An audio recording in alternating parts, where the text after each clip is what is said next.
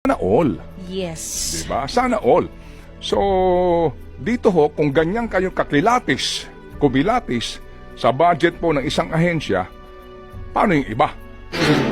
Although, maaari sabihin, kasi wala namang humingi pa ng audit report ng Confidential Intelligence Fund ng Presidente.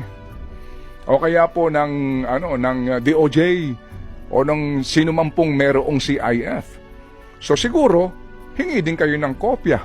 At kung meron din pong disallowance, ilantad din po ninyo. Lahat ng ahensyang may CIF. Okay. At Ganyan ang gawin ninyo. Di ho ba? At maliban po naman dyan, yung pagkilatis ninyo to the max ng ilang mga agencies gaya ng DPWH, ganun din po sana dito. At wag ho nating aprubahan kaagad in one sitting. Kasi kahapon Defer nyo din. Kasi kahapon, sabi ko, malamang dito para, di ba, para pababalikin pa dito, Vice Presidente. Tama.